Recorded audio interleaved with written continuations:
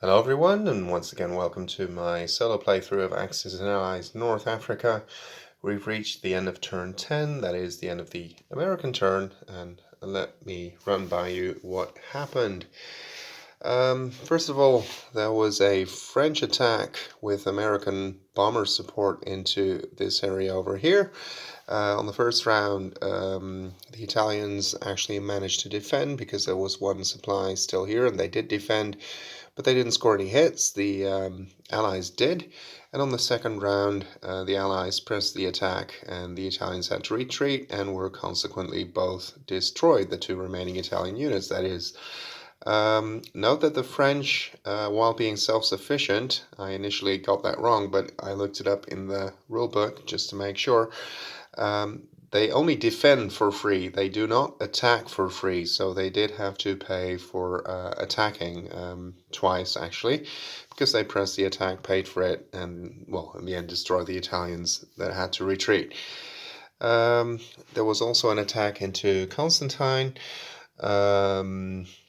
The Americans did score quite a number of hits, but they decided not to press the attack, but because at the moment they only had 1 infantry and 4 tanks or something along with those aircraft, so they probably would have won, but all their infantry support would have been gone, and they would have been open to a counterattack, perhaps a combined counterattack from both Tunis and Kasserine Pass.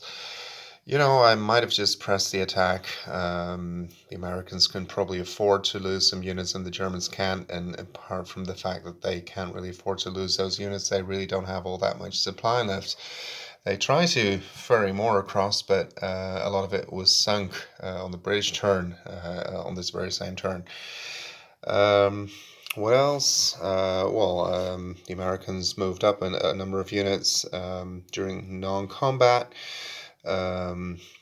Also, a couple of units from Casablanca were moved forward by truck, especially supplies, 6 supplies, I believe. Another truck moved back so as to pick up the 2 remaining ones. Some of these units moved forward, as did the French infantry. These 2 were bought later and placed straight into Iran. They don't actually have to be placed in the convoy zones. I placed 3 infantry and 2 artillery there. Because there's already British units here that will have a hard time landing anyway. That might lead to overstacking. So I thought I'd better put them there. I still have to fly back the aircraft, by the way. I just wanted to show you that they took part in this attack. And they also purchased 2 destroyers, which were placed over here.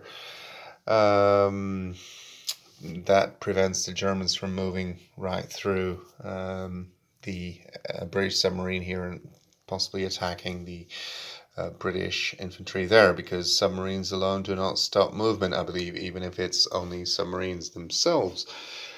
Yeah, that about sums up the American turn and thereby the entirety of turn 10. So see you on German turn 11. Thank you for watching.